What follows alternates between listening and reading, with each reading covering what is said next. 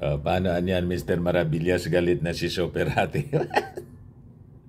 Galit na talaga po si Super Ate. Binanatan po ni Senator Amy Marcos yung mga nanggagatong daw. Pero sabi po ni Senator Amy Marcos, yung mga Marcoses niya, saka Duterte, are in good terms. Kaya lang anya, marami yung nanggagatong. Sino kaya yung nanggagatong? Tama rin naman si Senator Amy Marcos. Marami talagang nanggagatong. Di kayaan niya, Mr. Maravillas, kasama ka doon? Anong kasama ko? Wala akong kinalaman dyan. Ogas kamaya ko po. Poncio Pilato ko. Sabi ko nga po, ulitin ko naman. Sino man ba tayo? Wala man tayong impluensya. Di po ba? Pero niya, Mr. Maravillas, ano yung sabi ni Super Ate? Ito po, sabi niya, yung mga Marcoses niya and the Dutertes on good terms. Sabay banat doon sa tinawag niyang mga political agitators. Yung mga palagatong. But before ko mga kababayan na gatungan ay gatungan. Before kong ibigay sa inyo yung full story ng kwentong ito, click subscribe muna dito sa ating YouTube channel and hit the notification bell para lagi po kayong updated sa mga kontrobersya. Diba? Like and share na rin po ninyo ng ating video para marami yung makapanood. At wag na rin po ninyo na skip yung ating mga commercial ads para tuloy-tuloy ang pag-unlad ng bagong Pilipinas. Sa mga nagana pala po ng malinis and spacious fitness gym, punta lang po kayo sa aming Colossal Fitness Gym.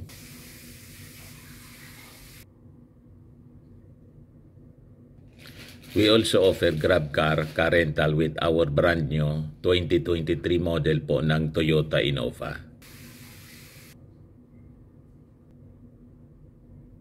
Also accept booking po for those who are planning to travel via PAL and Cebu Pacific and other airlines for local and international travel. And bills payment po for Meralco bills, PLDT, etc. Ang Colossal Fitness Gym is located at 3rd floor, Security Banca Building, Lanco Business Park, Legazpi City, Albay. For your inquiries, look for Jilon Maravillas.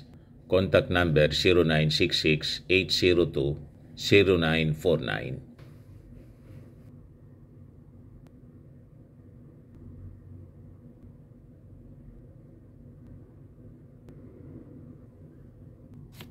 Ayos pa. Ayos na ayos niya, Mr. Maravillas. Ito po, mga kababayan, si Super Ate, galit na. Ang dami niyang mga agitators, palagatong. Sino anya kaya, Mr. Maravillas, yung nanggagatong?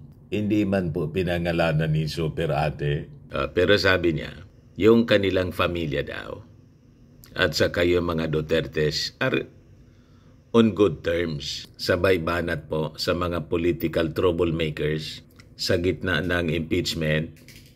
Talks of impeachment against Vice President Sara Duterte. Ang dami na anya nating problema. Maawa naman anya kayo sa administrasyon. Sabi mga kababayan ni Amy Marcos sa isang ambush interview po doon sa Navotas, nasa distribution siya ng mga bangka para sa mga mangingisda.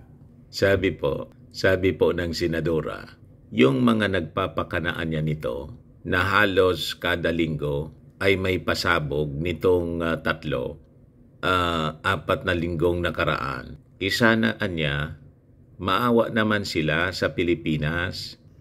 Maawa kayo sa mga Pilipinong naghihikahos at hindi makabili ng sapat na pagkain.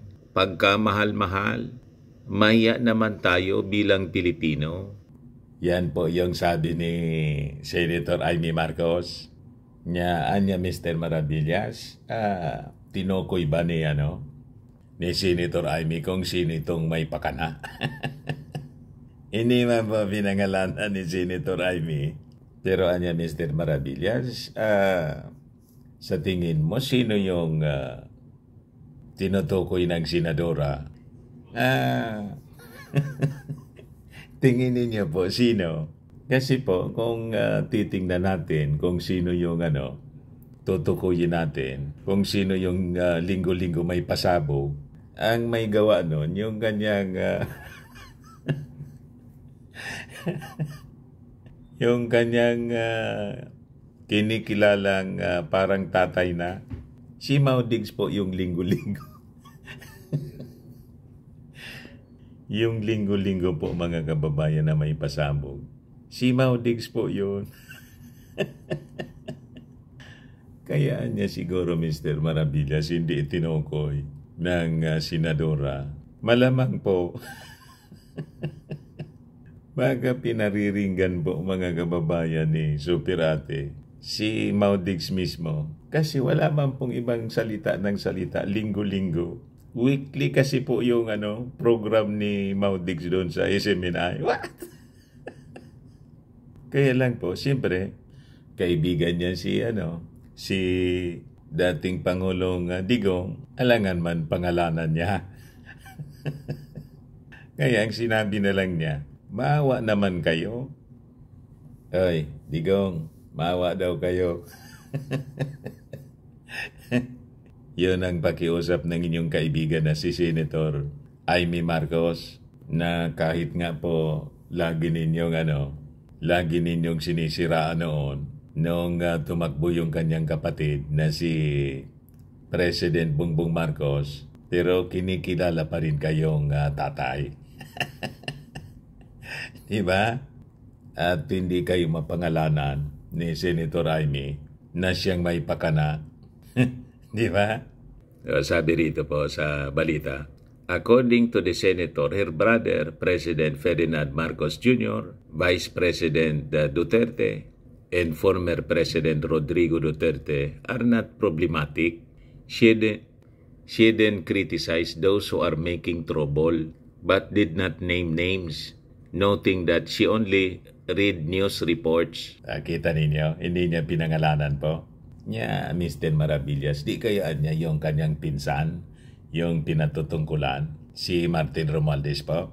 Malayo man po na si Martin Romualdez yung tinutukoy ni Senator Amy Marcos. Kasi si Martin Romualdez po, hindi man po troublemaker, hindi man po siya yung nang-aaway. Di ba? Kumbaga, yung Congress po, nagpasa ng resolution condemning former President Digong, kasi po, binalatan po ni Digong yung Congress, tinawag na bulok. Di siyempre, dinefend naman po ng mga congressmen sa panguna po ni Speaker Martin Romualdez. So, kanya pong obligasyon yon bilang isang leader ng Kongreso. Siyempre, maninindigan yon. Madaling sabi, si Martin po nagre-react lang. At yung reaction po ni Martin Romualdez, tama lang po. Kung may troublemaker po dito sa ating bansa, alam niyo na kung sino. Di ba? Anyway po, si Superate po, hindi man pinangalanan kung sino. So, bahala na po kayo kung sino yung pinatatamaan po ng senadora. Yun man lang po mga kababayan yung ating short video ngayon. Maraming salamat po. Ako po si Dante Maravillas. Bye-bye po. God bless.